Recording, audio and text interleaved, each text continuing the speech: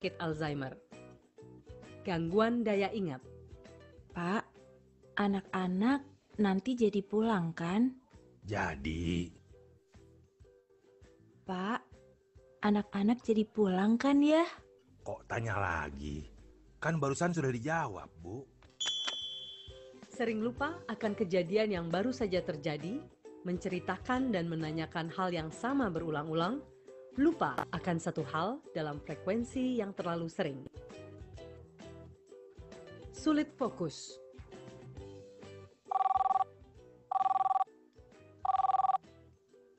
Halo? Halo? Ini telepon udah rusak mungkin ya.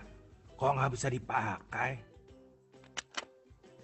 Melakukan hal yang biasa dan sederhana menjadi lebih susah dan perlu waktu lama. Sulit melakukan kegiatan sehari-hari. Dari tadi nulis perencanaan keuangannya. Kok nggak selesai-selesai, Bu? Seringkali sulit untuk merencanakan atau menyelesaikan tugas sehari-hari.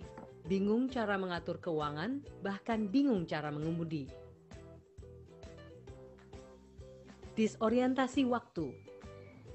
Anterin ibu yuk Mau kemana jam 10 malam begini, Bu? ke pasar. Disorientasi tempat. Bingung akan waktu di mana mereka berada dan tidak tahu jalan pulang. Susah memahami visual spasial. Ayo Pak, pulang. Ini cara keluarnya gimana ya? Bu, kok tumpah-tumpah dibiarkan? Hah? Tumpah? Apanya? Kesulitan memahami visual spasial dapat kita lihat dari kesulitan mengukur jarak, membedakan warna, tidak mengenali wajah sendiri di cermin, menabrak cermin atau pintu kaca ketika berjalan, serta kesulitan mencari jalan keluar yang sebelumnya dilalui. Gangguan berkomunikasi. Pak, tolong ambilin itu, itu loh, jam dinding ibu di... Maksud Ibu, jam tangan. Iya, jam tangan. Gangguan berkomunikasi dapat kita lihat dari kesulitan berbicara dan mencari kata yang tepat di dalam sebuah percakapan, serta bingung untuk melanjutkannya. Menaruh barang tidak pada tempatnya.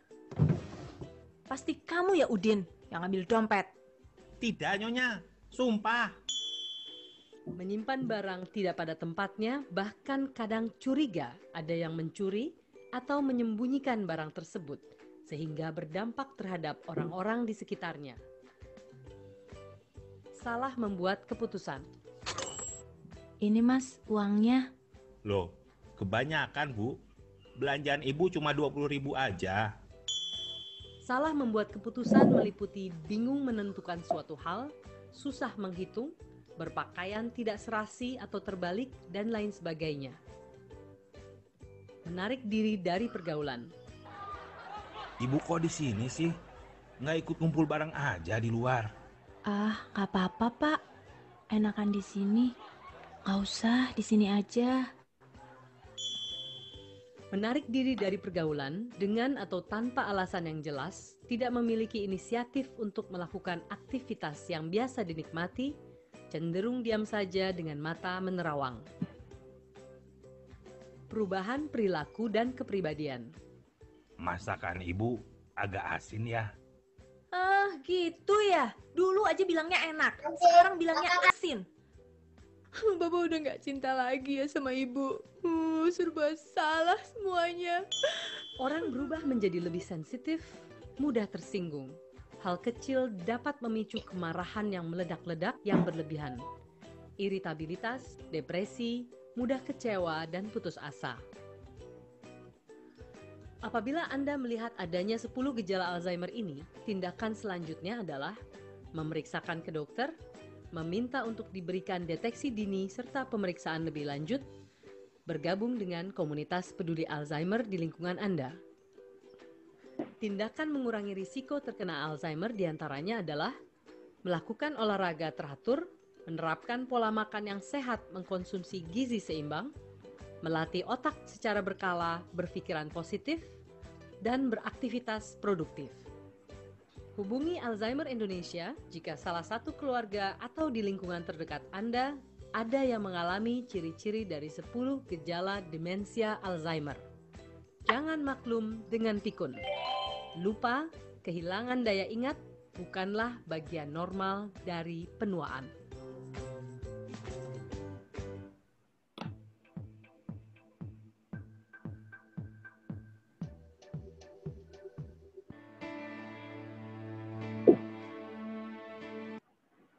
Halo, selamat siang Bapak, Ibu, dan kakak-kakak sekalian. Selamat datang dalam kegiatan World Alzheimer's Month yang diselenggarakan oleh Alzheimer Indonesia pada hari ini, yaitu Let's Talk dengan Demensia, tanya jawab seputar demensia, keluarga, dan COVID-19, di mana narasumber kita pada siang hari ini adalah Dr. Yuda Turana, Bapak Yahya Setia Atmaja, Presiden Direktur BCA, dan juga Andi Noya, CEO dan founder benihbaik.com. Selamat datang sekali lagi untuk semuanya yang sudah hadir dan bergabung pada kegiatan World Alzheimer Month pada siang hari ini. Mungkin penasaran ya Bapak Ibu ya, kira-kira para narasumber ini akan berbicara apa sih? Tapi sebelumnya saya ingin memperkenalkan diri, saya Michael. Saya adalah Executive Director of Alzheimer Indonesia per 1 September 2020. Salam kenal bagi Bapak, Ibu, dan kakak-kakak sekalian yang baru pertama kali kita bertemu secara virtual. Dan mungkin ada beberapa juga yang sudah pernah ketemu sebelumnya di dalam acara webinar Alzi yang sebelumnya. Oke, sebelum kita mulai, sebelum kita akan melanjutkan kegiatan ini, mungkin Bapak, Ibu, kakak-kakak sekalian baru habis melakukan kegiatan, baru habis makan siang maupun dari tempat yang lain. Nah, supaya kita bisa fokus, kita akan melakukan senam bersama, di mana senam kali ini talentnya adalah Kaleli Milawati, yang merupakan salah satu dari Poco-Poco Alzi, juara nasional, di mana musiknya ini adalah berjudul Sway, yang dibuat oleh Janine Jekyll, merupakan musician dari Jamaika. Oke, mari kita akan senam bersama terlebih dahulu melalui video berikut ini.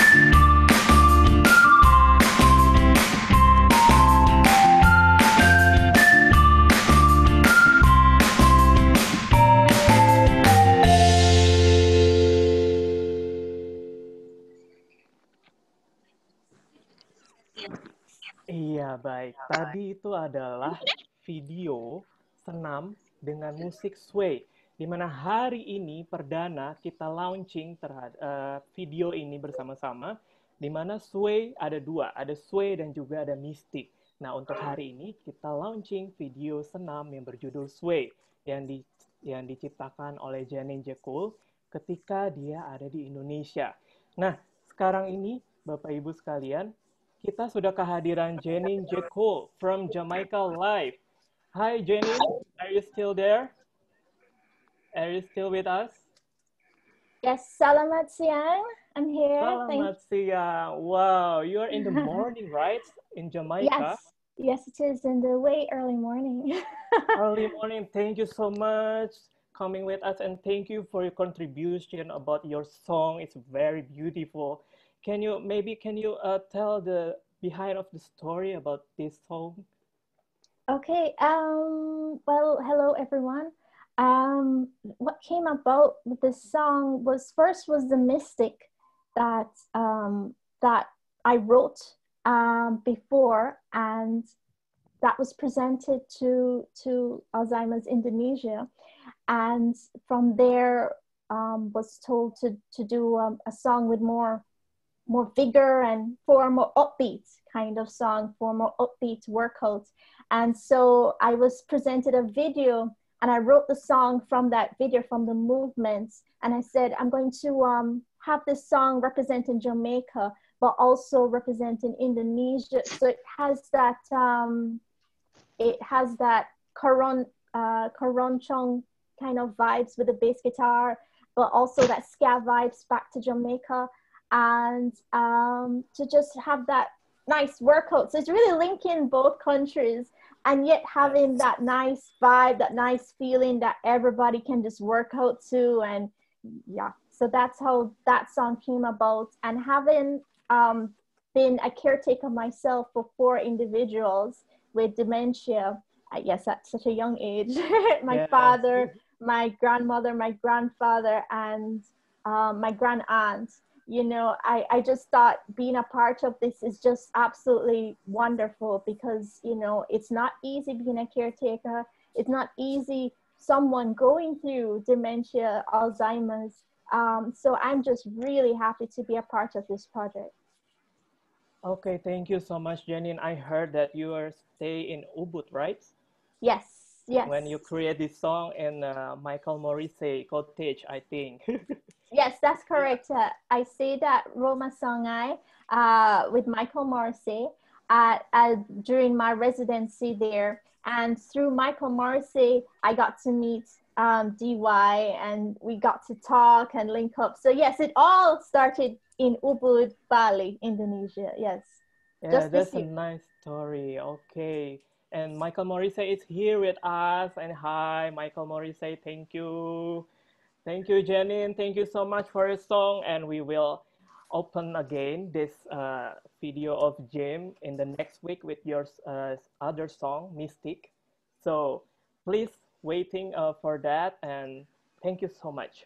Thank you, Janine. Sama-sama. Terima kasih. Thanks. Okay. Yeah. Baik, Bapak Ibu sekalian, barusan kita berbicara dengan Janine live from Jamaica, yang dimana saat ini jam 2 pagi di sana. Kita akan lanjutkan kegiatan kita pada hari ini. Sudah siap ya Bapak Ibu semuanya ya? Yaitu kita akan memperkenalkan para pembicara kita pada siang hari ini. Yang pertama ada Bapak Yahya Setiatmaja, Presiden Direktur Bank Sentral Asia TBK. Kemudian ada Ibu Inge Setiawati, yaitu Executive Vice President Bank Sentral Asia TBK. Juga ada Om Andi Noya, dari CEO dan founder Benih Baik. Juga Dr. Yuda Turana, spesialis saraf yang adalah neurologis. Dan juga Dewan Pembina Alzheimer Indonesia. Baik, untuk yang pertama, yaitu Pak Yahya, beliau akan memberikan speech-nya melalui video yang akan kita saksikan berikut ini.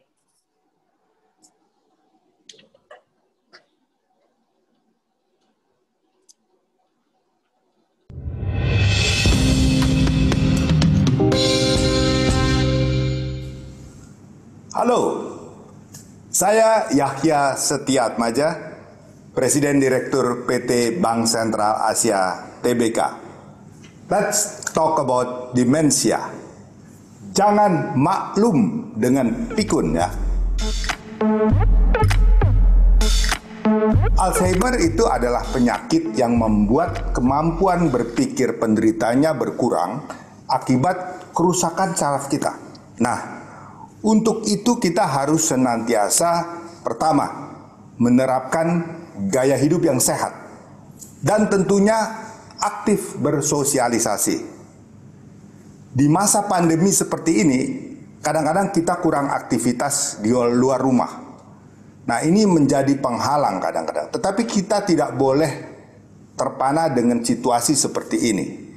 Kita harus tetap melakukan aktivitas di rumah, seperti berkebun, ada hidroponik, kemudian ya memasak gitu ya, mempelajari hal-hal baru seperti melukis, fotografi, atau bahasa asing secara online. Membaca buku dan majalah juga penting, ya, dan kegiatan lainnya yang bermanfaat bagi kita. Di masa pandemi ini ada baiknya jika kita mempersiapkan dan menambah dana darurat sebanyak 25-30%. Di sisi lain tentunya BCA mendorong gerakan banking from home dengan mengajak nasabah melakukan transaksi finansial melalui digital channels, mobile banking ataupun internet banking.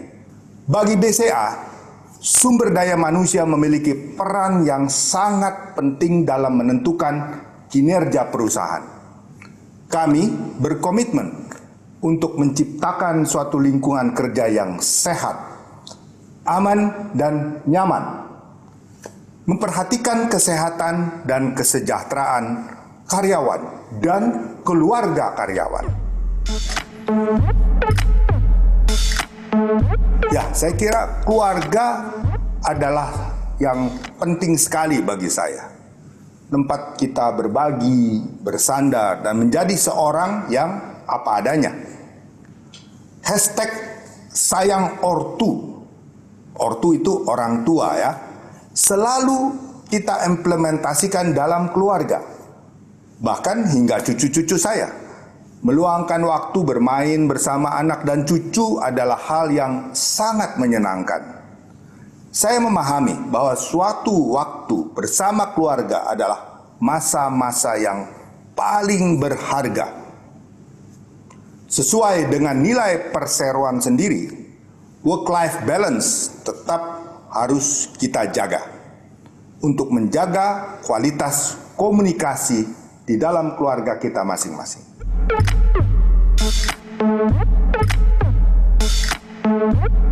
BCA berkomitmen untuk aktif dalam berbagai kegiatan sosial sebagai suatu wujud program tanggung jawab sosial perusahaan atau CSR. ALZI merupakan organisasi non-profit memiliki visi yang sama dengan BCA, yaitu bertanggung jawab dan senantiasa hadir di sisi masyarakat seperti semboyan BCA senantiasa di sisi Anda.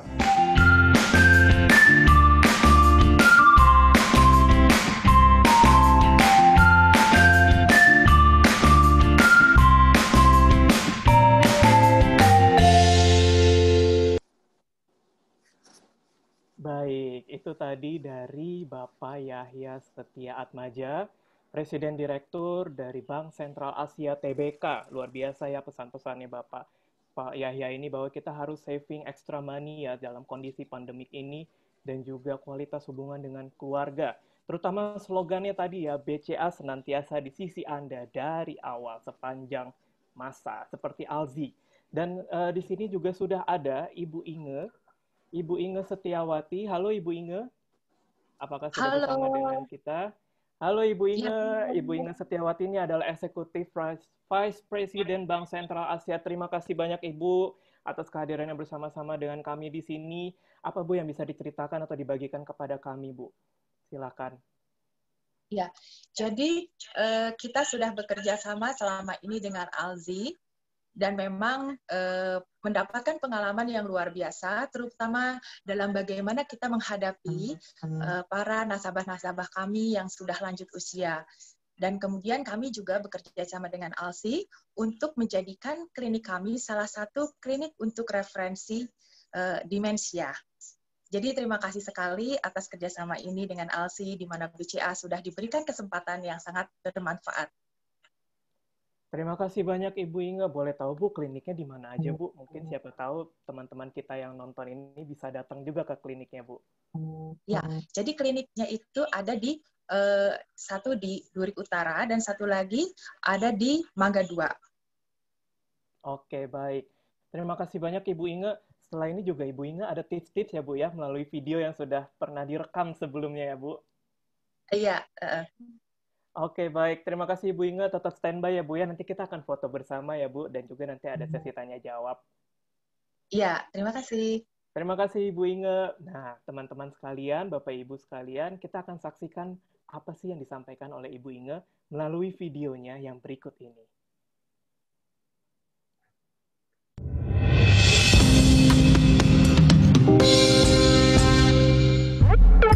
Hai, saya Inge Setiawati, Executive Vice President PT Bank Sentral Asia Tbk. Let's talk about dementia. Jangan maklum dengan pikun. Memasuki era new normal ini, BCA mempunyai berbagai kegiatan dan aktivitas yang disesuaikan dengan kondisi saat ini. Jadi, nanti jangan heran apabila nasabah masuk ke BCA akan melalui pengamanan dahulu, yaitu pemeriksaan suhu tubuh, kemudian juga nasabah diwajibkan memakai masker, dan juga tangan harus selalu bersih.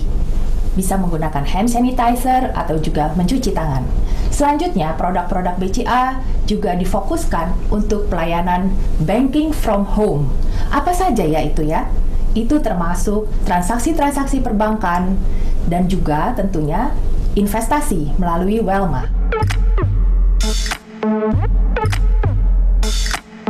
Untuk transaksi melalui banking from home, maka BCA menyediakan berbagai jalur dan channel-channel untuk transaksi.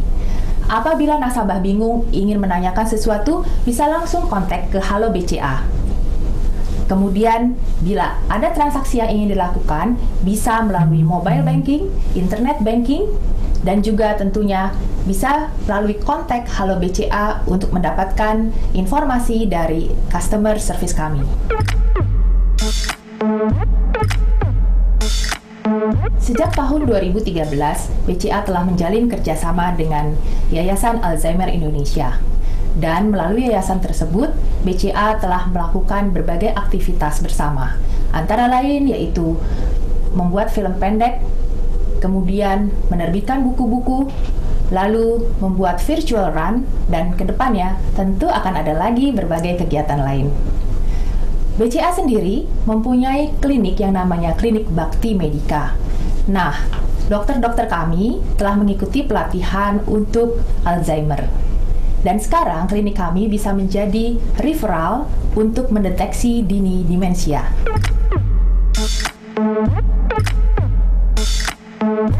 Dengan memahami dan mengerti bagaimana Alzheimer dan demensia, maka kita dapat melakukan pencegahan sejak dini.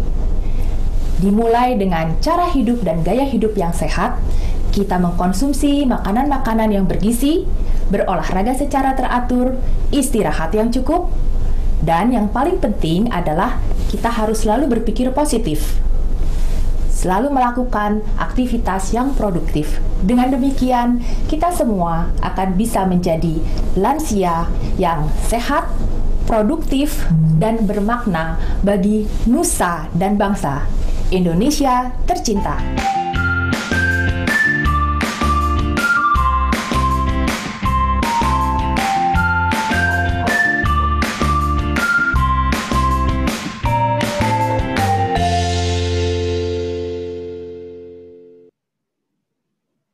Iya, demikian Bapak Ibu sambutan tadi dari dari Bapak Yahya dan juga Ibu Inge yang eksklusif bersama dengan kita semua di tempat ini, di mana BCA sudah bermitra dengan ALZI sejak 2013, sejak ALZI berdiri sampai dengan saat ini.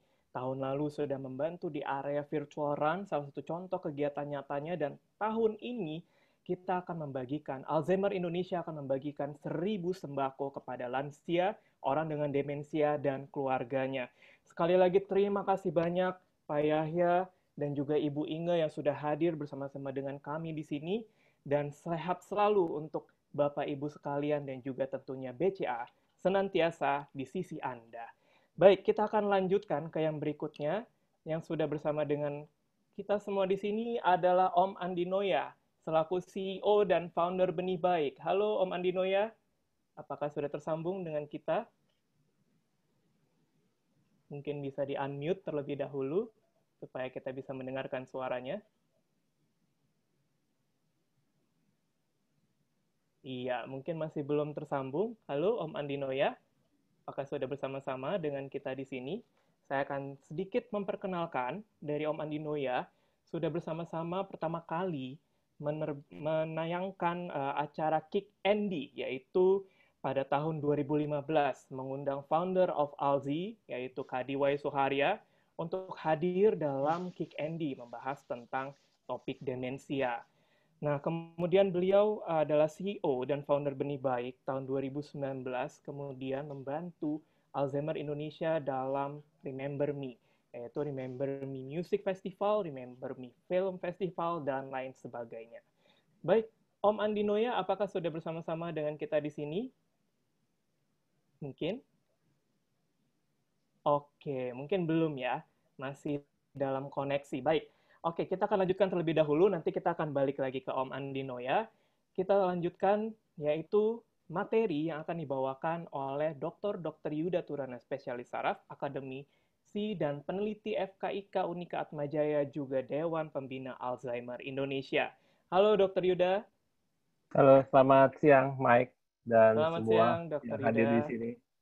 Ya, semoga sehat semua ya. Amin. Terima kasih Dr. Yuda atas kehadirannya. Kita akan mulai ya Dok ya. Saya silakan Dok. Ya, silakan. Kayaknya Bang Andi udah masuk tuh. Boleh di call ulang, Mike. Coba. Halo, Om Andi Noya. Ya, mungkin boleh di-unmute terlebih dahulu.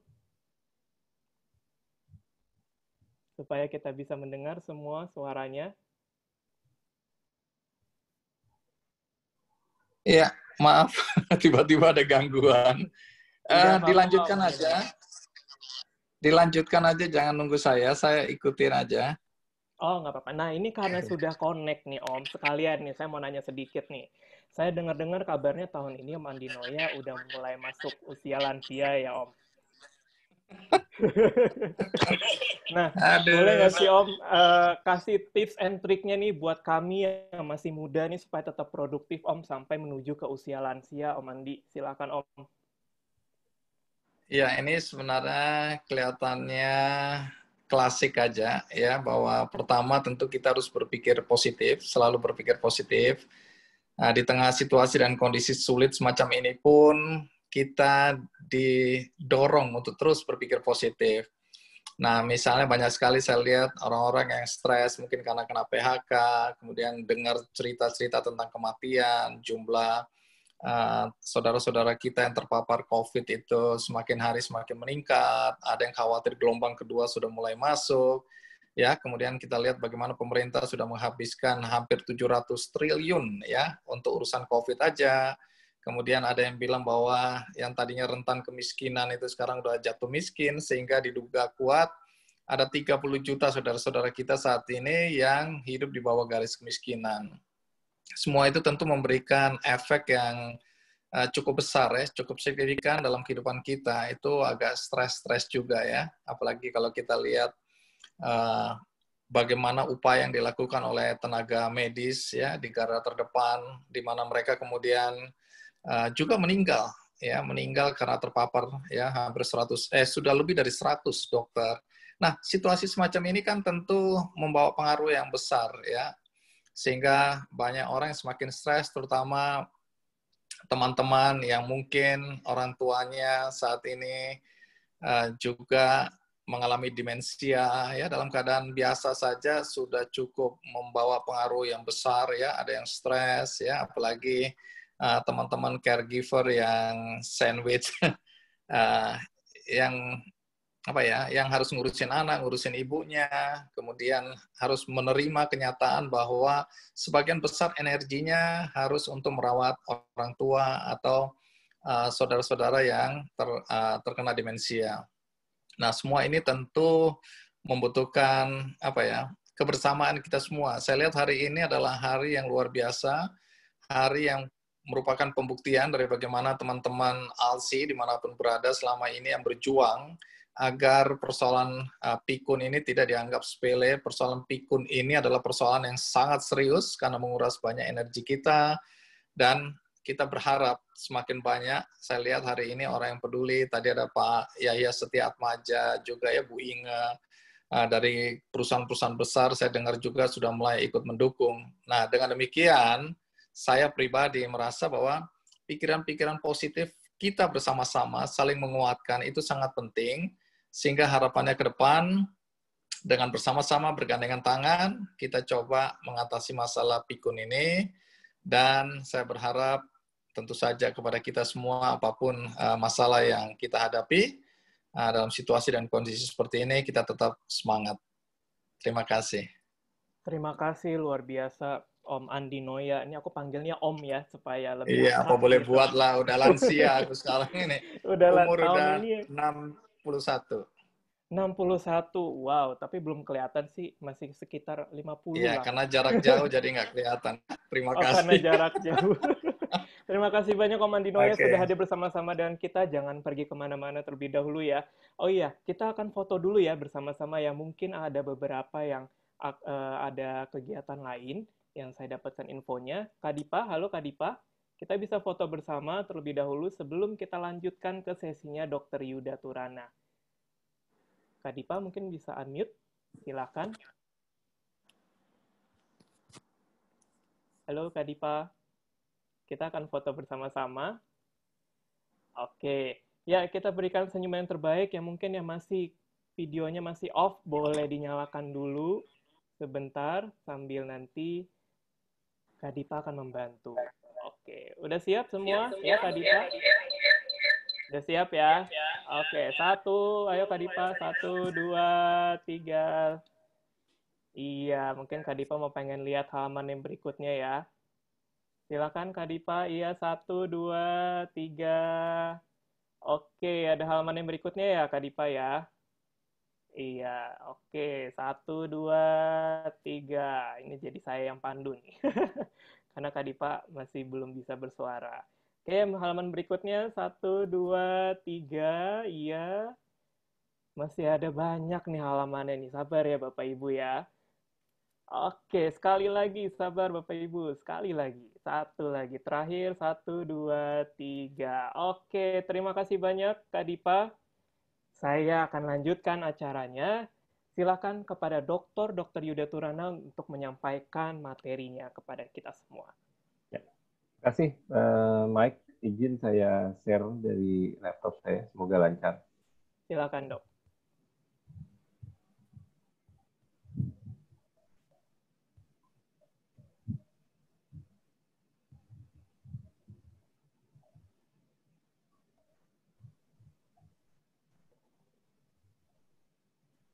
Oke, slide-nya sudah masuk. Sedang proses untuk... Ya, sudah terlihat, Mike? Iya, ya. Oke, sudah. Sudah ya. Terlihat? Sudah. Ya. Nanti mohon diinfokan bila suara saya menghilang, gitu ya. Terima kasih Bapak, Ibu sekalian, teman-teman yang saya kasihi. Selamat siang, salam sehat buat semuanya. Tadi waktu pas awal dari ada Pak Yahya, ada Ibu Inge, dan ada sahabat saya Bang Andi Noya sudah menyampaikan beberapa pesan penting untuk mencegah demensia gitu. Dan di kesempatan ini juga karena saya tahu beberapa Bapak Ibu, saya sangat senang di sini ada beberapa yang mungkin sudah ketemu beberapa kali Nanti beberapa topik mungkin ada slide yang berulang. Saya nanti mungkin lebih banyak kita di sesi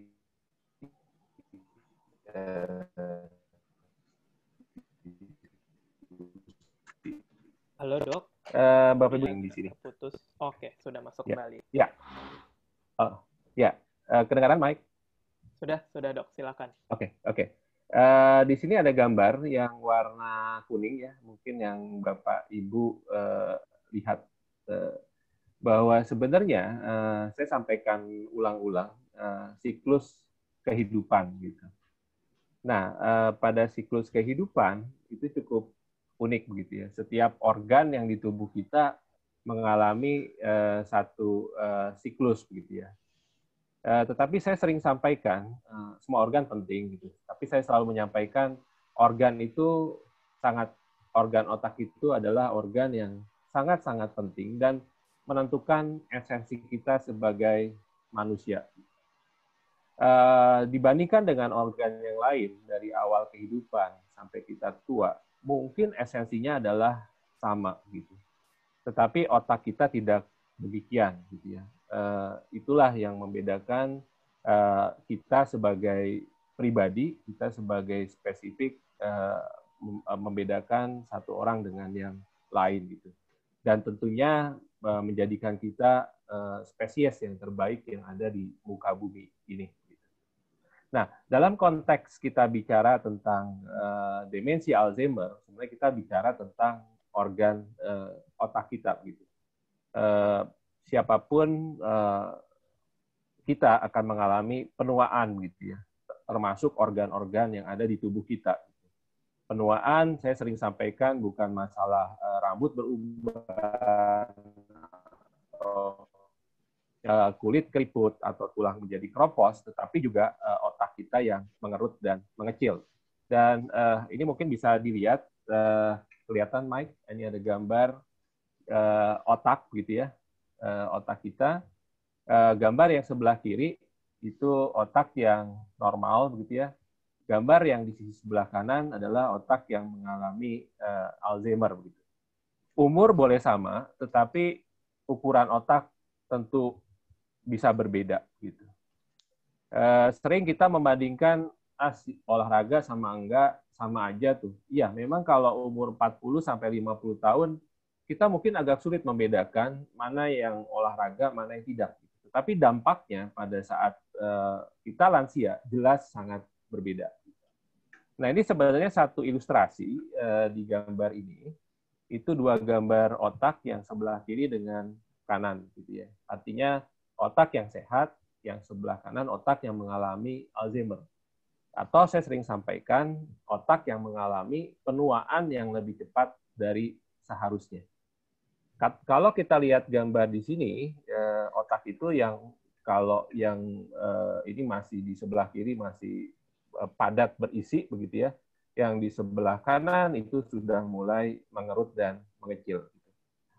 Sering saya sampaikan juga, memang proses penuaan itu kita nggak bisa stop gitu. Pilihannya sih cuma dua, mau cepat atau mau lambat proses pengerutannya. Tentu kita akan memilih ya memperlambat proses pengerutan tadi gitu. Dan di sini kita lihat ada yang disebut Tuhan menciptakan yang disebut dengan hipokampus menjadi pusat memori kita. Dan saat terkena Alzheimer, hipokampus ini mengecil dan mengerut begitu ya. Konsekuensinya jelas bahwa struktur yang mengerut mengecil, fungsinya pasti akan menurun, yaitu fungsi memori kita. Tadi disampaikan juga oleh Bang Aditoya ataupun dari Pak Yahya dan Ibu Inga mengenai berbagai tips sehat menjaga otak. Nah, sebenarnya tanpa sadar, kalau saya bisa sederhanakan, sebenarnya mengingat kemampuan untuk mengingat hal-hal yang positif dan kemampuan untuk melupakan timbangan di sana. Bukan hanya semata-mata mengingat hal-hal yang positif, tetapi juga kemampuan untuk melupakan hal-hal yang negatif begitu. Nah, pada saat terjadi Alzheimer, terjadi pengerutan otak gitu ya. Yang terjadi masalah adalah kemampuan mengingat hal-hal yang penting pada fungsi aktivitas sehari-hari makin lama makin menurun. Menyisakan adalah kemunduran otak dalam kemampuan melupakan hal-hal yang negatif.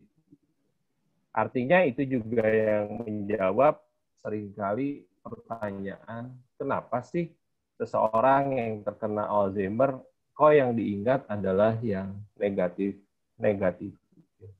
Kenapa sih kok gampang curigaan? Kenapa sih kok gampang marah-marah? Sebenarnya tanpa sadar, Tuhan secara filosofis memang menciptakan hal yang negatif itu lebih gampang diingat sebenarnya. Tujuannya sebenarnya cuma satu, supaya kita jangan jatuh ke lubang 2 kali.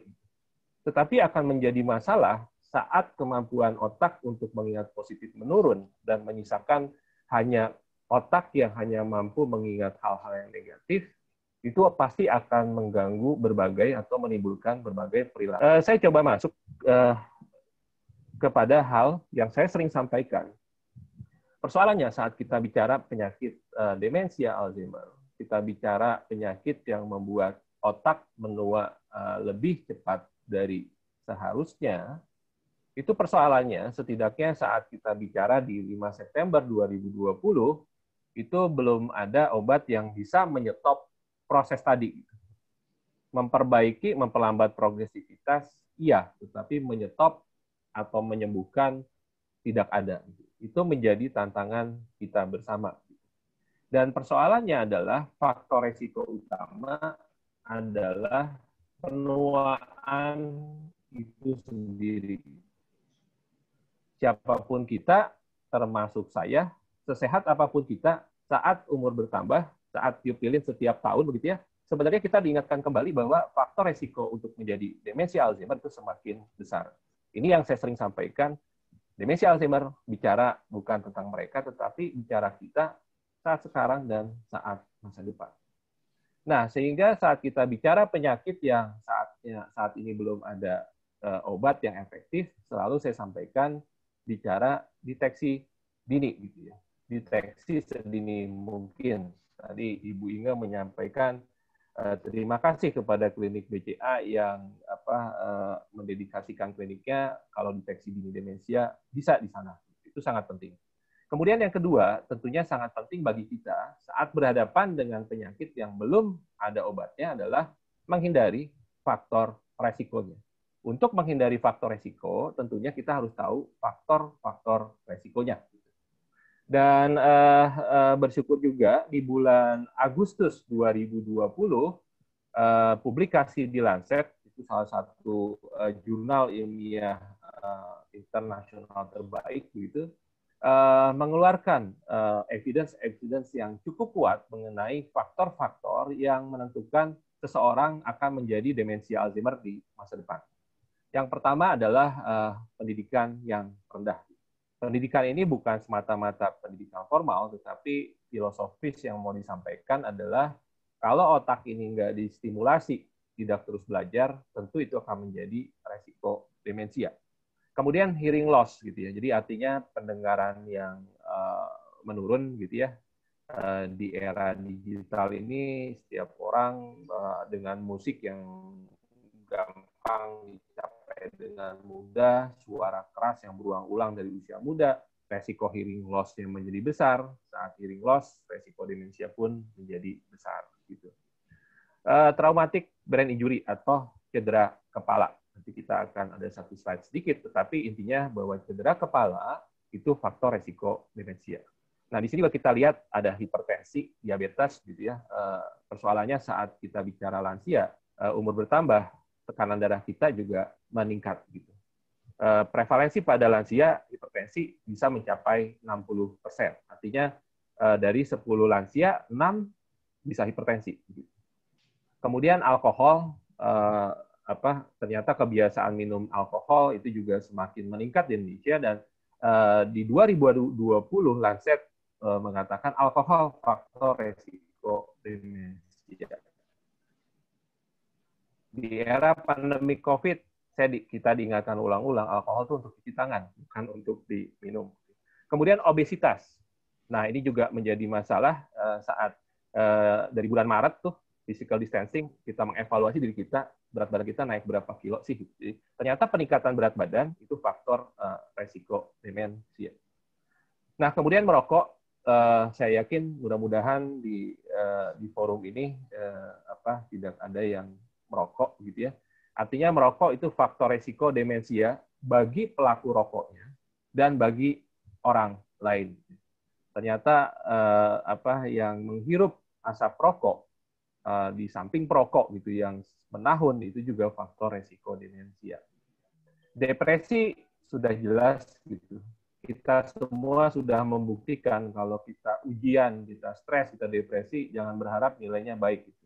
Kita bisa lupa semua apa yang kita pelajari. Dan kalau ini terjadi berulang, tentunya ini akan tidak baik buat otak kita. Nah, di Lancet disampaikan juga bahwa depresi ini satu faktor resiko mayor gitu ya untuk masalah faktor resiko demensia. Sosial isolasi. Nah, di tengah pandemik terjadi sosial isolasi. Semakin terisolasi, semakin terjadi kemunduran kognitif. Gitu. Dan ini hati-hati, masalahnya saat terjadi sosial isolasi, bisa untuk caregiver-nya, bisa untuk lansianya. Kemudian physical distancing. Nah, physical distancing, kemudian isolasi, jangan kemana-mana, cenderung kita menjadi physical inactivity. Itu pun juga faktor resiko. Obesitas sendiri udah faktor resiko, physical inactivity, meskipun kita tidak obesitas, itu udah faktor resiko. Ada polusi udara dan ada diabetes di sini, ada tambahan. Artinya, diabetes saya kaitkan dengan pola diet kita. Dan ada satu penelitian menarik, tidak usah menunggu menjadi warga diabetes, tetapi meskipun kita tidak diabetes, tetapi kalau kadar gula kita di atas normal, dalam menahun itu udah menyebabkan kognitif menurun. Nah, ini angka-angka saya nggak mau buat tambah ribet, tetapi saya hanya mau memberi tunjuk bahwa bila ada faktor-faktor tadi, itu kemungkinan resiko demensia itu hampir 2 kali lipat gitu. Kalau satu faktor gitu, kalau dikombinasi tentunya akan lebih meningkat. Nah, gambar ini juga mungkin bagi teman-teman yang sering bergabung di acara forum-forum ALZI gitu, berulang-ulang, saya sering sampaikan yang di atas yang merah adalah faktor resiko, yang hijau adalah faktor protektif. Sederhananya adalah hindari yang merah, perbanyak yang hijau. Gitu. Apa yang hijau? Aktivitas sosial. Meskipun saat ini physical distancing, tetap social activity, meskipun secara virtual hari ini saya ketemu teman-teman di sini gitu ya, itu merupakan satu aktivitas sosial.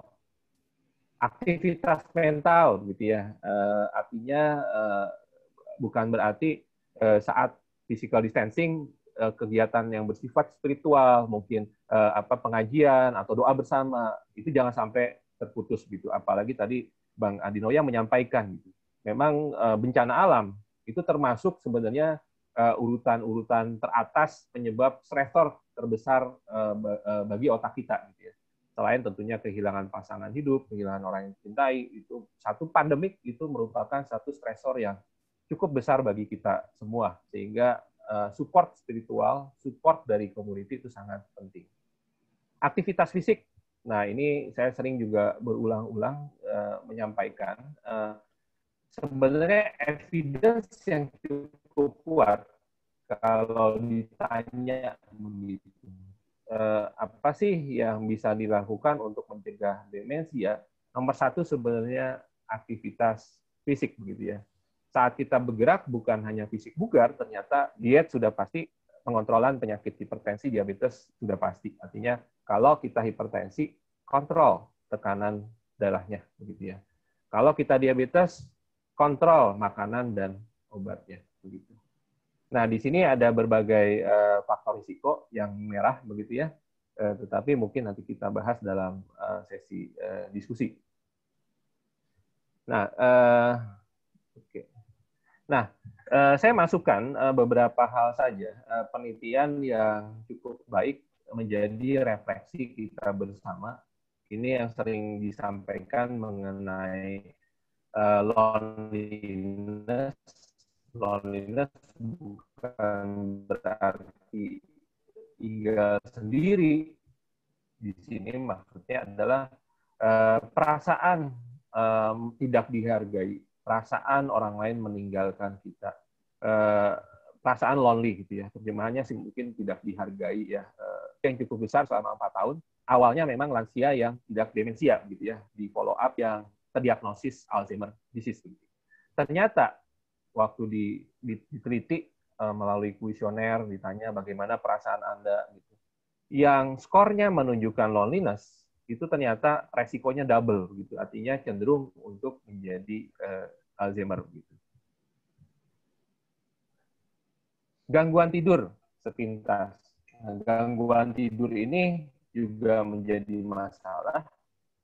Gangguan dari kualitas tidur, dari kuantitas tidur, dan adanya, saya pisahkan sendiri, adanya sleep apnea gitu ya, tidur mengorok gitu. Karena kalau tidur mengorok itu tidak 100% oksigen masuk ke otak kita. Dan memang ini di salah satu studi, tetapi saya yakin bahwa pola tidur kita berbeda tiap orang, tetapi memang idealnya tidur dikatakan khususnya lansia 7-8 jam. Tetapi tentunya saya sekali lagi menyatakan bahwa ini tergantung pola tidur sebelumnya. Tetapi di satu penelitian memang cukup unik di sini. Kalau tidur kebanyakan jadi demensia, tidur kekurangan juga menjadi demensia. Jadi idealnya katanya antara 7-8 jam di studi ini. Nah, ini hanya menggambarkan ternyata gangguan tidur itu kenapa sih bisa terjadi Alzheimer disease. Ternyata pada yang kurang tidur itu terjadi peningkatan protein-protein ataupun zat-zat kimia yang menyebabkan perubahan patologis ke arah Alzheimer gitu.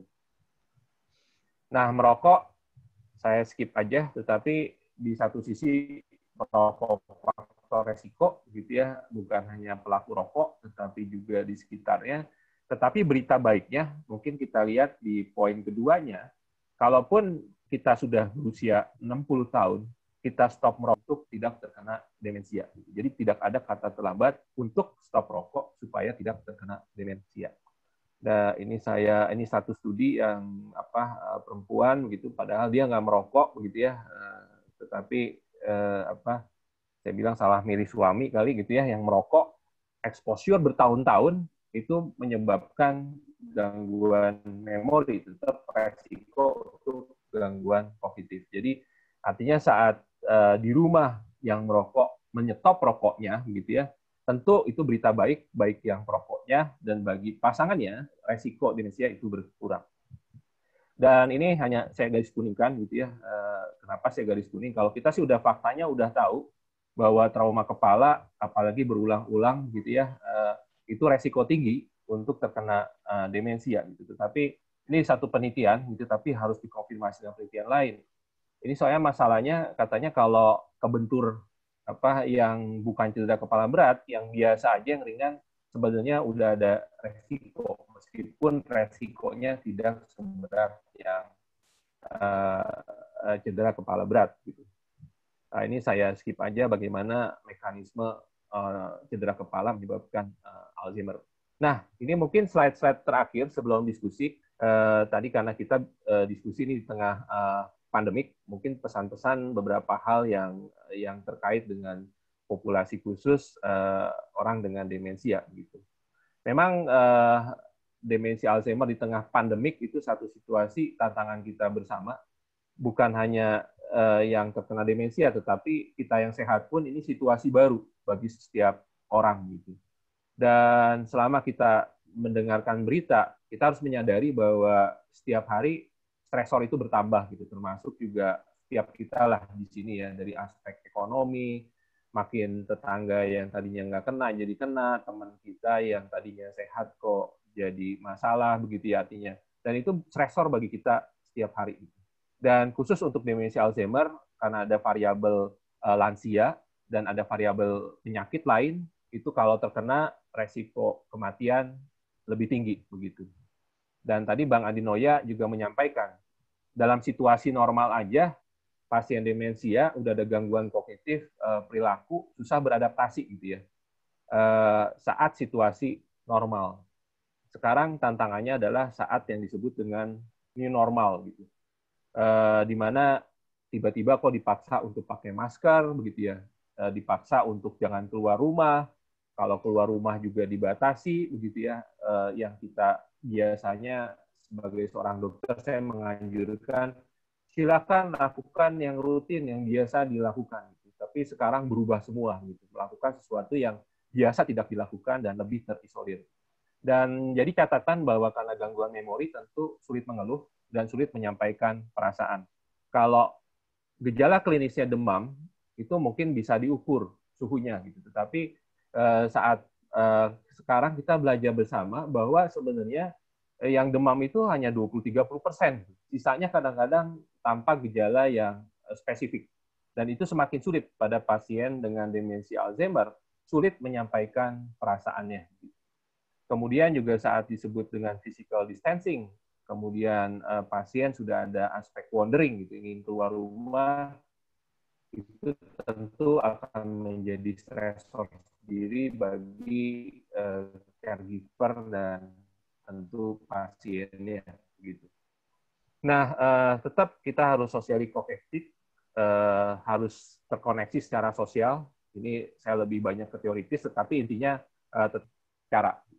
Dan ini yang paling penting, saya sering sampaikan, ya berkomunikasi, ya selalu ikut WA group, tetapi tanpa harus selalu membahas wabah virus corona. Gitu.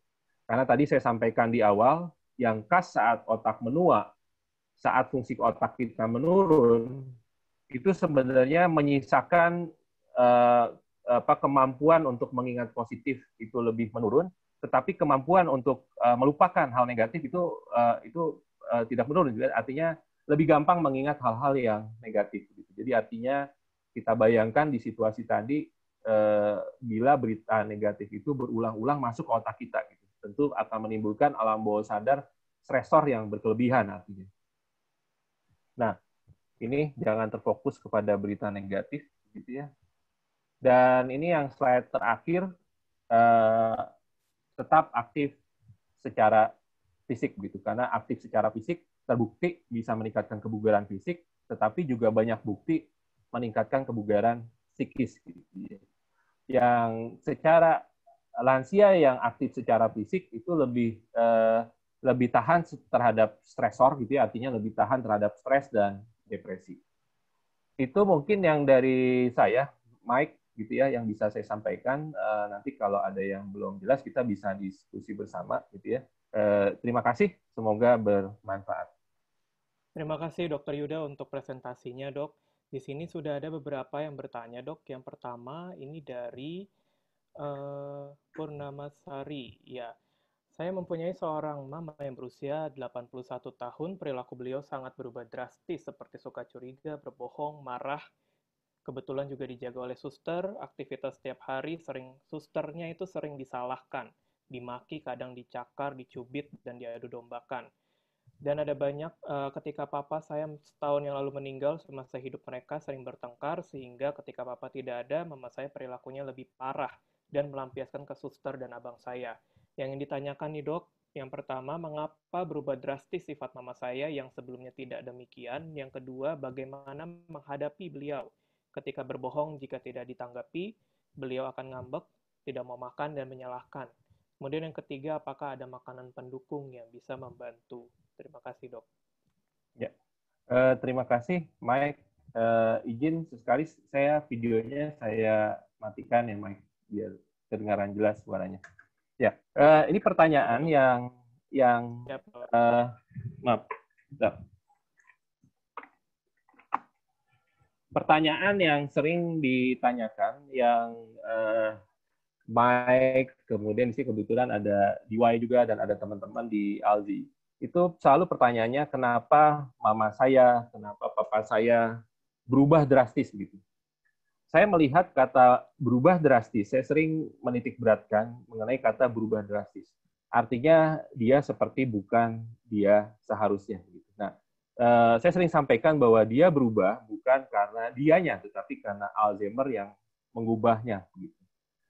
Satu pendekatan yang lebih mungkin lebih positif begini, berbeda dengan kasus yang emang dari dulu juga memang begitu. Nah, itu mungkin agak unik pendekatannya. Tetapi di kasus ini sebenarnya kok mama saya berubah drastis. Nah, saya selalu bilang pertama adalah kita harus sadar semua bahwa bukan mamanya berubah, tetapi Alzheimer yang mengubah mamanya gitu. Karena itu akan menimbulkan rasa kasih di sana gitu bahwa yang mengubah bukan mamanya tetapi Alzheimer-nya. Nah, kenapa berubah selalu ke hal yang negatif? Nah, tadi saya sempat sampaikan memang uniknya saat kita mengalami Alzheimer atau pengerutan struktur di otak gitu.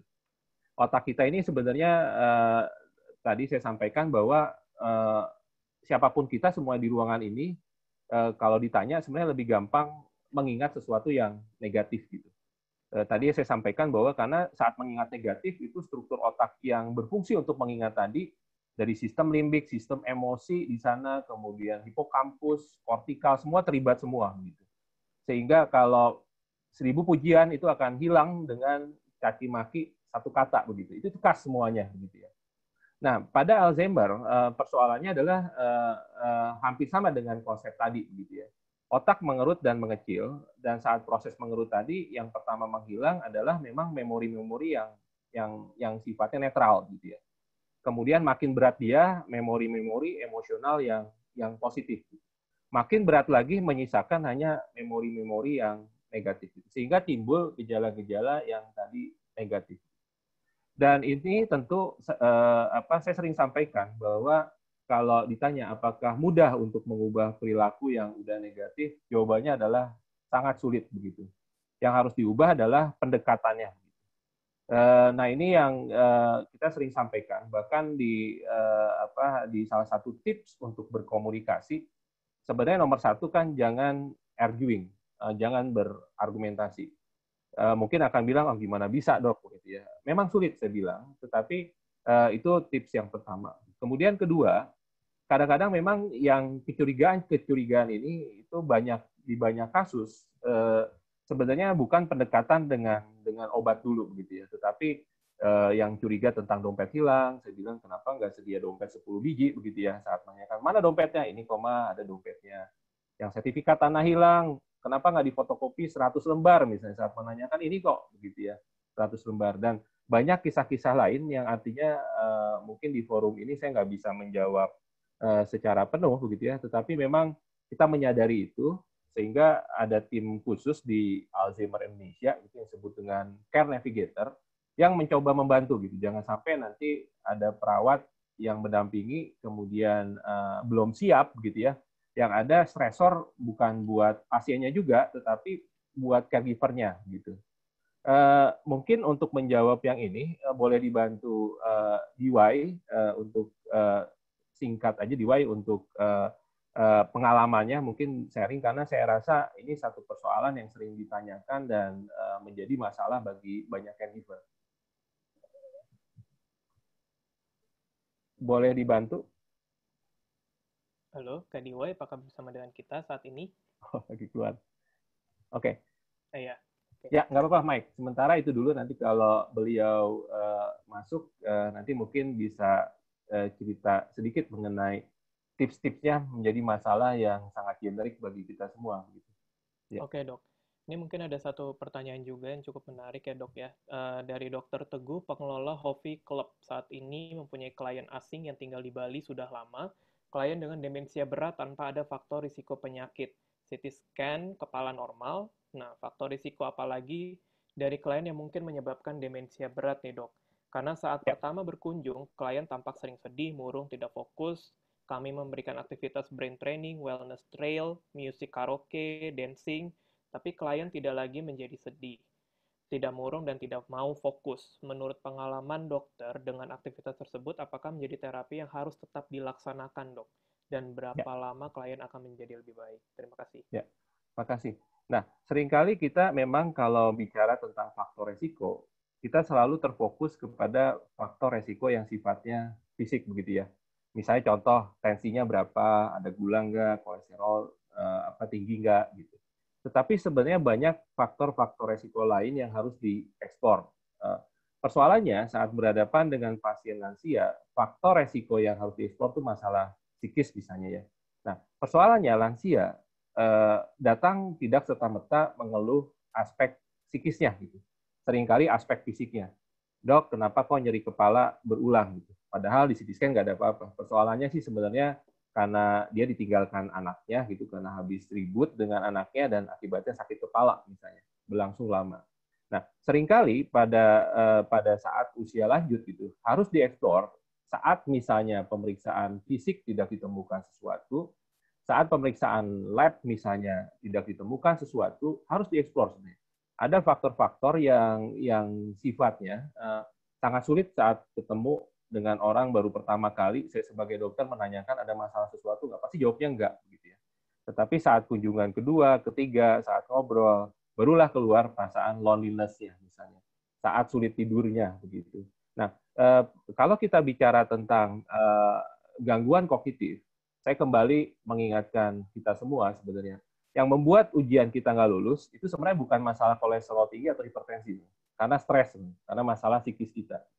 Nah, seringkali pada lansia juga sama, begitu. Belum tentu karena kolesterolnya, belum tentu karena hipertensinya, di lab bisa normal, gitu ya. Tetapi seringkali stresor kehidupan itu terjadi pada lansia. Tadi saya sampaikan, stresor kehidupan kan kehilangan pasangan hidup, kehilangan mungkin teman serumah, disebut teman serumah, mungkin anak perempuan seterusnya baru nikah gitu ya. Cucu yang tadinya tinggal bersama dia harus keluar negeri. Itu hal-hal yang susah terungkapkan di ruang praktek klinik saya begitu. Tetapi saat bicara biasanya rupanya sakit kepala, susah tidurnya karena persoalan ini misalnya. Itu sih, Mike. Nah, kemudian mengenai aktivitas tadi gitu. Saya sering sampaikan gini. Aktivitas apa sih yang menstimulasi otak? Secara umum kan pertanyaan itu. Sebenarnya sih aktivitas yang menyenangkan gitu. Itu kata pertama itu dulu gitu. Bukan soal sudokunya, bukan soal TTS-nya, bukan soal menyulamnya begitu ya, tetapi menyenangkan dulu atau enggak gitu. Sesuatu kegiatan menyenangkan yang positif bagi individu atau lansia satu belum tentu menyenangkan bagi lansia lain gitu. Itu yang paling penting. Jadi kita harus tahu kegiatan apa yang menyenangkan. Kemudian kedua, harus tetap social connected tadi gitu. Apa jangan sampai seorang lansia itu dalam kesendirian. Itu penting. Karena seringkali kalau sudah ingin sendiri di kamar, nggak mau ngomong apa, nah itu harus dicari satu solusi ataupun harus dibuat connected secara sosial. Kalau tidak, itu akan semakin mundur gitu. Dan selalu saya bilang tetap aktif gitu, apapun itu gitu ya. Dalam konteks misalnya event cuma jalan-jalan di taman, apapun itu pokoknya harus ada aktivitas fisik. Dan ada satu penelitian mungkin yang menarik, kalau kombinasi ketiganya, itu artinya kalau lansia itu aktivitas fisiknya dijaga, sosialnya dijaga, dan ada stimulasi mental, itu jauh lebih bagus daripada hanya satu aktivitas saja. Ya, kasih. Oke, makasih banyak dok untuk jawabannya. Untuk waktunya mohon maaf ini sudah habis, tapi saya minta tolong supaya teman-teman semua yang bertanya bisa menuliskan nomor telepon dan juga email di dalam grup chat ini, nanti akan kita jawab. Dan apalagi untuk khusus pertanyaan tentang demensia care, itu akan dijawab juga bersama dengan ahlinya, yaitu di tanggal 12 September, jam 2 siang. Jadi silakan dicatat dan diingat teman-teman, waktunya tanggal 12 September, hari Sabtu, jam 2 siang. Supaya pertanyaan-pertanyaan teman-teman ini bisa lebih eksklusif untuk bisa dijawab bersama-sama. Sekali lagi terima kasih Dr. Yuda. Sebelum saya tutup untuk sesi narasumber ini, saya akan bertanya dan meminta key message-nya apa sih dari masing-masing, baik dari Ibu Inge, Om Andi Noya, dan juga Dr. Yuda untuk menutup. Silakan saya kembali lagi ke Ibu Inge. Apakah Ibu Inge masih bersama-sama dengan kami di sini, Bu? Iya, masih. Iya, halo Ibu. Apa nih Bu kira-kira key message-nya nih Bu, kata-kata kuncinya nih dari Ibu untuk kita semua yang hadir di dalam Zoom pada siang hari ini Bu. Silakan. Iya, yang pasti marilah kita bersama-sama menyadari bahwa kesehatan itu perlu dijaga sejak dini. Jadi janganlah kita menunggu sampai nanti sudah terserang demensia, tapi mulai sekarang kita jaga dari mulai cara makan kita, cara hidup kita, cara berpikir dan beraktivitas kita yang positif. Seperti tadi juga Dokter Ida katakan ya. Jadi mari kita bangun gaya hidup yang sehat. Semoga kita juga nantinya akan menjadi lansia yang sehat dan bermakna. Demikian BCA senantiasa di sisi Anda. Terima kasih BCA, Ibu Inge, Pak Yahya. Saya juga mendapatkan info ada Bapak Johan Emir Setioso, Presiden Komisaris BCA, dan Bapak Tony Kusnadi, Komisaris yang sudah hadir bersama dengan kami di Zoom meeting ini. Terima kasih banyak BCA yang selalu senantiasa di sisi Anda. Selanjutnya dari Bang Andi Noya, ada statement atau kata kunci untuk kita semua, Om Andi. Silakan. Ya, Dari Om Andi kalau awalnya mungkin banyak orang tidak terlalu menyadari ya bahwa Alzheimer ini adalah satu hal yang perlu mendapat perhatian, tapi berkat perjuangan DY dan teman-teman, hari ini kita bisa melihat semakin banyak orang di Indonesia yang menyadari, pemerintah juga sudah mulai menyadari dan mulai peduli. Nah, artinya apa? Artinya perjuangan yang dilakukan oleh teman-teman ALSI, baik di dalam negeri maupun di luar negeri, itu tidak sia-sia. Hari ini kita bisa melihat hasil nyata bagaimana kita semua, masyarakat, mulai menyadari. Ini bukan persoalan remeh-temeh, ini akan menguras energi kita semua kalau kita abai. Jadi, sekali lagi terima kasih. Hari ini saya melihat satu hasil karya anak-anak Indonesia mengenai kepedulian terhadap orang tua kita, para lansia, terutama mereka yang memiliki keluarga yang mengalami demensia, mengalami pikun, kita berempati, ya. Mudah-mudahan dengan empati yang kita perlihatkan, di mana semakin banyak masyarakat juga berempati, maka teman-teman kita, saudara-saudara kita yang keluarganya mengalami demensia, merasa tidak sendirian. Tidak merasa bahwa Tuhan tidak adil, tidak merasa bahwa aku harus berjuang sendiri dan aku tidak memiliki teman, dan itu depresinya pasti akan lebih tinggi. Tetapi dengan kebersamaan kita, ya, bergandengan tangan, mudah-mudahan ini mengurangi perasaan sedih, ya, perasaan ditinggalkan, perasaan ketidakadilan. Mudah-mudahan dengan apa yang kita lakukan hari ini, semoga ke depan kita akan semakin peduli dan semakin banyak masyarakat saling bergandengan tangan mendukung semua yang berusaha untuk menangani masalah Alzheimer ini. Tetap semangat, mari kita bergandengan tangan. Terima kasih Om Andi Noya buat statementnya untuk kita semua. Dan yang terakhir dari Dr. Yuda. Ada Dok tambahan untuk key message-nya Dok, silakan. Ya. Makasih. Tadi saya sampaikan bahwa untuk menjadi bercita-cita otak sehat produktif di usia lanjut, itu bukan mulai di usia 50 tahun, tapi sedini mungkin. Dan berita baiknya adalah bahwa ada faktor-faktor resiko yang bisa kita kendalikan dan kita modifikasi. Artinya dari setiap kita, semoga kita bisa menjaga pola hidup sehat kita, dan meskipun di tengah pandemik tetap aktif secara fisik. Gitu ya. Kemudian yang lain adalah saat di tengah pandemik ini yang bisa saya sampaikan adalah ini satu situasi yang sulit kita ubah begitu ya dari masing-masing pribadi begitu ya. Tetapi saat kita berhadapan dengan situasi yang sulit kita ubah adalah kita harus mengubah sikap kita terhadap situasi tadi gitu ya. Hindari stres gitu ya. Selalu fokus kepada hal-hal yang positif begitu. Itu saja mungkin Mike. Salam sehat buat semuanya. Terima kasih. Siap. Terima kasih banyak untuk ketiga narasumber yang sudah hadir secara live. Ibu Inge Setiawati, Bapak atau Om Andi Noya, dan juga Dr. Yuda Turana.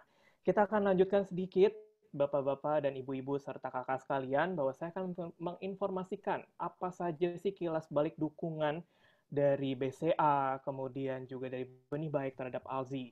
Nah, di sini dari Om Andino ya juga turut menyumbangkan semangatnya dalam kegiatan Remember Me Charity Concert tahun 2017 waktu itu. Kemudian ada juga Remember Me Charity Concert, yaitu ada paduan suara dan sebagainya. Ada Aningka Tamsi, Farman Purnama, dan juga Andi Rianto. Kemudian ada Remember Me Film Festival, ini juga ada di YouTube ALZI, film Genduk, di mana film ini sangat menginspirasi seorang nenek dengan cucu, itu bisa Bapak, Ibu, dan Kakak lihat di YouTube-nya ALZI. Dan juga dari BCA, yang seperti Ibu Inge sampaikan tadi, ada Virtual Run tahun 2019, di mana para pemenang ini mendapatkan medali dan juga flashcard BCA yang lambangnya ALZI, yaitu LV. Dan pemenangnya salah satunya adalah Amalia Fong Utomo yang merupakan korwil ALZI di Belanda. Kemudian juga kepada para donatur lainnya, Mirahung, masker, dan juga dompet kemanusiaan Media Group, Ibu Lisa Luhur Skhat, dan juga Om Andinoya dari Benih Baik, kami sudah memberikan masker-masker ini kepada para lansia, di mana pada hari lanjut usia 29 Mei yang lalu kami sudah memberikan semua masker-masker ini kepada para lansia untuk mencegah terjadinya penyebaran virus COVID-19. Yang merupakan foto-foto yang sudah terdokumentasi dengan baik dan para lansia sudah mendapatkan masker-masker ini. Dan yang selanjutnya tidak hanya Benih Baik dan juga BCA yang sudah mendukung ALZI, juga ada dari Atmajaya, Universitas Indonesia Katolik Atmajaya Jakarta. Kali ini kita sudah tersambung dengan Bapak Dr. Yohanes Eko Adi Prasetyanto, Sarjana Sains, Wakil Rektor Bidang Penelitian dan Kerjasama Unika Atmajaya. Halo Pak Eko, apakah sudah tersambung dengan kita semua di sini? Selamat siang, Michael. Selamat siang Pak Eko, apa kabar Pak? Baik, sehat semuanya. Semoga Bapak Ibu di sini semua juga sehat. Baik, terima kasih Pak Eko sudah join dengan kami. Apa sih Pak, boleh diinformasikan bentuk kerjasamanya Atmajaya dengan Alzheimer Indonesia? Silakan Pak. Terima kasih. Selama ini Unika Atmajaya sudah menjalin kerjasama yang baik dengan ALZI melalui Kak Diwai, melalui Michael juga. Kemudian tentu saja kita sudah mendengarkan baru saja Dr. Yuda Turana. Beliau adalah dekan di Fakultas Kedokteran dan Ilmu Kesehatan di Unika Atmajaya. Nah, di FKIK, Dr. Yuda mempunyai unggulan yang disebut dengan neurogeriatri, yaitu terhadap pusat unggulan lansia. Nah, juga di kampus Semanggi, kita juga mempunyai ALZI Center, di mana dulu sebelum masa pandemi, teman-teman ALZI bisa menggunakan tempat ini untuk berkegiatan. Juga sebetulnya kalau tidak langsung melalui ALZI, kami juga banyak melakukan kegiatan-kegiatan yang melibatkan lansia, kemudian terutama di hari Sabtu, itu biasanya ada hari Sabtu manfaat, di mana kami mengadakan seminar-seminar yang bersifat ilmiah, tetapi lebih ke populer. Jadi biasanya yang datang di pagi-pagi di Sabtu itu para lansia yang para pensiunan, gitu, karena mereka bahkan mempunyai komunitas tersendiri untuk yang biasanya hadir dalam situasi sebelum pandemi. Nah, bukan hanya dosen-dosennya, bukan hanya institusinya, para mahasiswanya juga mempunyai kepedulian yang kuat terhadap lansia. Nah, di Unika Atmajaya, terutama di kampus Pluit, ada kelompok mahasiswa yang menamakan diri Don Bosco Community. Nah, untuk di tahun ini, Don Bosco Community itu mendedikasikan karyanya untuk para lansia. Dengan setiap tahun Don Bosco Community mengadakan konser amal yang hasilnya diserahkan kepada lembaga atau yayasan amal. Nah, tahun ini Don Bosco Community mengadakan konser amal yang judulnya adalah Demensia Beat with Care. Nah, bagaimana kita mengalahkan demensia? Kita melakukan dengan memberikan perhatian. Demikian Mas Michael, Unika Atmajaya siap mendukung kegiatan-kegiatan ALZI di masa datang. Apa yang bisa kami bantu, dengan senang hati kami akan memberikannya. Terima kasih. Terima kasih banyak Pak Eko yang sudah join bersama dengan kami di sini. Ya, betul. Jadi di kerjasama Atmajaya dan Alzi, kita ada ATSI Center ya Pak, di kampus Semanggi Unika Atmajaya, di mana ATSI tersebut bisa digunakan sebagai education, networking, kemudian terapi, dan juga risk reduction untuk khusus berkaitan dengan penelitian. Terima kasih Pak Eko. Nah, tadi Pak Eko juga sempat sebutkan dari sisi mahasiswa juga membantu Alzheimer Indonesia, yaitu dengan konser DBC. Sebenarnya DBC Concert ini apa sih? Kita saksikan video berikut ini.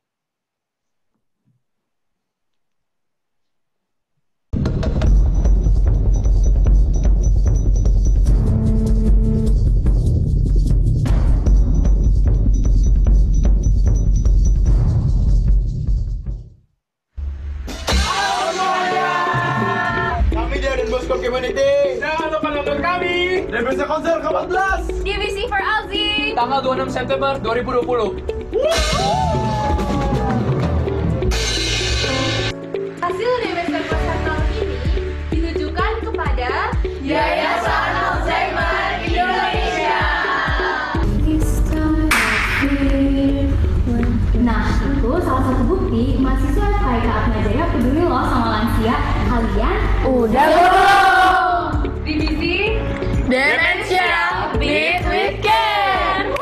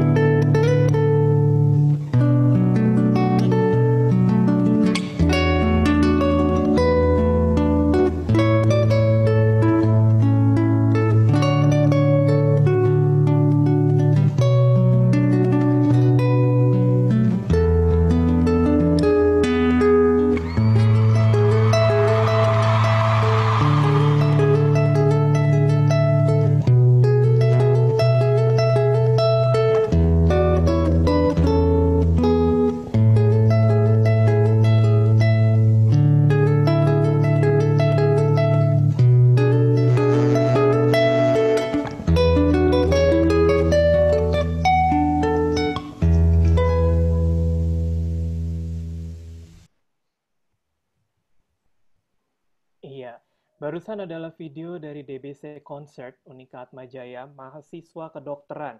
Jadi nanti ini adalah kegiatan yang dilakukan untuk mendukung orang dengan demensia supaya bisa lebih aware-nya, lebih kelihatan ke masyarakat umum. Terima kasih banyak sekali lagi untuk Unika Atmajaya, Bapak Eko yang sudah join juga bersama dengan kami di sini. Saya akan menjelaskan sedikit kegiatan World Alzheimer's Month Alzheimer Indonesia yang berikutnya, khususnya di minggu depan, yaitu 12 September, Dementia Care Skills Training, an overview, jadi tips merawat dan mendampingi orang dengan demensia. Bagi tadi Bapak, Ibu, dan kakak-kakak yang bertanya, yang ada beberapa hal yang belum dijawab, silakan datang ke acara ini di minggu depan, karena semua pertanyaan itu akan terjawab juga di sesi ini. Dan kemudian di tanggal 19 September itu adalah acara puncak dari Alzi Pusat, yaitu menciptakan kehidupan yang bermakna bagi orang dengan demensia dan family caregivers, di mana kita ada bintang tamunya, yaitu Ibu Widiawati, yang seorang artis pekerja seni, yang akan hadir bersama-sama dengan kita di tanggal 19 September mendatang. Juga ada Kak Pau beserta dengan mamanya, yang orang dengan demensia, yang juga akan turut hadir bersama-sama di tengah-tengah kita semua. Acara yang berikutnya di minggu depan juga, tanggal 12, dari Alzheimer Indonesia Netherlands, di tanggal 12 dan tanggal 21 September. Ini bisa juga Bapak Ibu untuk hadir bersama-sama dan mendatangi webinarnya, bisa melihat dari Facebook-nya Alzheimer Indonesia Netherlands. Kemudian ada juga dari Alzheimer Indonesia San Francisco di minggu depan jam 8 pagi. Bapak Ibu bisa juga dengan registrasi, sudah ada posternya, nanti bisa dilihat di sosial media Alzheimer Indonesia, dan juga di minggu depan ada Alzi Bekasi di jam 10, yaitu curhat lewat buku, yaitu seorang caregivers atas nama Nuria Soeharto berbagi pengalamannya. Nah, untuk bisa melihat sosial medianya Alzi itu apa aja, ada di Alzheimer Indonesia, Facebook, YouTube Alzheimer Indonesia, kemudian di Instagram ada Alzi_Indonesia, dan juga website kami di www.alzi.org.id. Sebelum saya tutup sesi ini secara keseluruhan, kita akan foto yang kedua kalinya. Silakan Kak Dipa, kita bisa siap-siap untuk foto bareng yang kedua kalinya. Bagi teman-teman sekalian yang mungkin tadi masih belum terlihat nih muka-mukanya. Halo Ibu Eva, pembina Alzi juga sudah datang, terima kasih. Kita boleh lihat semuanya. Oke, siap ya. Mungkin boleh ditampilkan. Oke, ya. Saat sebentar. Ya. Ada pertanyaan sebentar. Muncul kotak pertanyaan sebentar.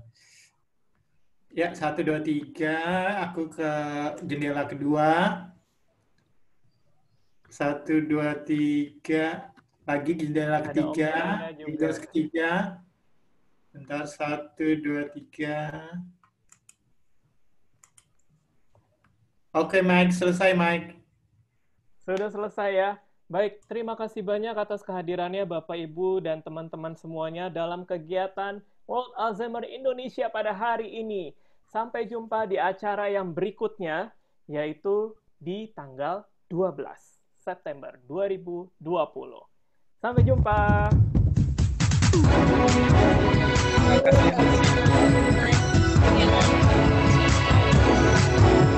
Siapa bilang pikun itu biasa saja? Siapa bilang pikun itu tak berbahaya? Jangan malu dengan pikun, jangan malu dengan pikun.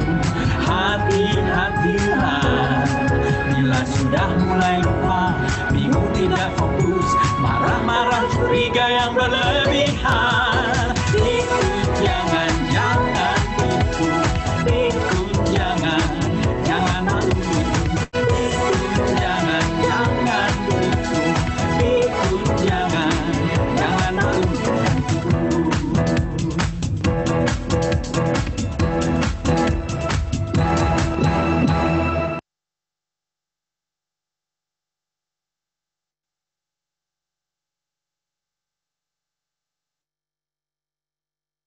Sekali lagi terima kasih atas kehadirannya Ibu Inge Setiawati dari BCA, Om Andi Noya, Dr. Yuda, terima kasih banyak.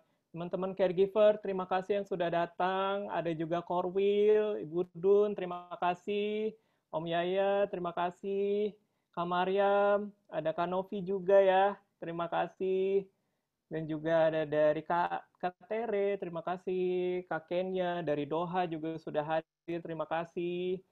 Kemudian ada kakak saya sendiri, Kak Migi, terima kasih sudah hadir.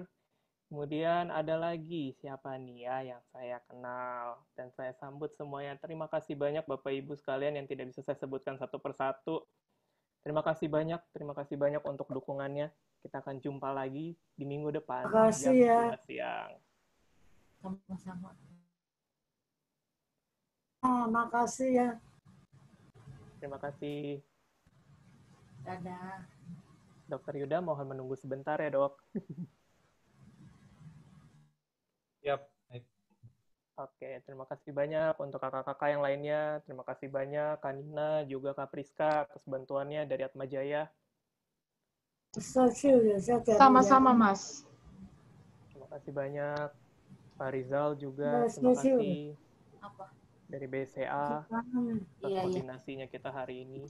Pak Satria, Pak Fikri. Thank you ya, Pak Michael. Terima kasih ya, Bu Inge. Makasih banyak sudah hadir. Iya. Cuma ini agak putus-putus, mungkin koneksi tempat saya ya jelek ya. Tadi pas, kalau yang pas video-video itu agak putus-putus. Oh, videonya agak putus-putus ya, Bu? Ada yang ngasih link lagi nih di akhir. Kalau dari sisi suaranya jelas nggak, Bu? Suara bagus. Cuma kalau pas putar video tuh, video-video tuh agak patah-patah gitu. Oh, yang terakhir sih, mungkin apa sinyal di tempat saya atau gimana, nggak tahu yang lain. Coba gimana? Kalau yang lain suaranya, kalau suara sih bagus. Siap, makasih banyak Ibu Inga feedback-nya, Bu. Iya. Bajunya, ungunya kinclong, Bu Inga. Terima kasih banyak. Iya. Ya Allah. Iya, baju ungunya luar biasa deh. Ada banyak stok baju ungu ya, Bu Inga? Ya ampun, buat yang tadi, video tadi barusan yang katanya mau foto bersama, itu ungunya nyari dulu di lemari itu. Terima kasih banyak dukungannya all out senantiasa di sisi Anda. Ini caregiversnya pada happy nih, ear to ear smile sama person with dementia ODD dan Thank you juga. Thank you. Untuk Atma Jaya juga makasih, BCA Atma Jaya selalu setia dari awal. Thank you so much. Ya, kayaknya ini lintas generasi nih, sampai ayah saya usia 91 juga ikut nonton. Ikut hadir.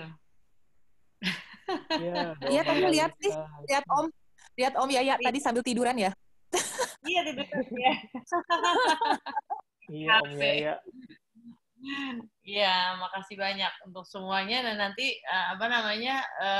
kalau from me sih nggak apa-apa tadi videonya. Mungkin jaringan kali ya, internet. Mungkin jaringan, mungkin koneksi juga sih. Tapi so far sih lancar sesuai jadwal. Nanti pertanyaannya kita jawab terpisah lewat email sama PowerPoint-nya bisa di-share nanti juga buat. Oh iya tuh dia minta materi tadi. Ada temen yang minta materi, materinya Dr. Yuda. Iya, nanti akan dibantu untuk di-share materinya. Oke. Thank you. Kalau materi PTT boleh, tapi kalau materi lain jangan katanya Bu Inga. Oh, materi apa itu? Materi deposito. Bercanda Bu Inga. Materi lain kan dari BCA, kalau materi saya dari PPT. Oh. Iya. Dokter Yuda tuh di Atma Jaya ya? Iya, Bu Inga. Ini Dokter Yuda temennya Grace, bukan yang dokter kulit? Grace, ya, Grace siapa? Grace Nami Sialaga. Yang ini yang cantik, dokter kulit yang cantik. Oh iya, dokter kulit cantik semuanya.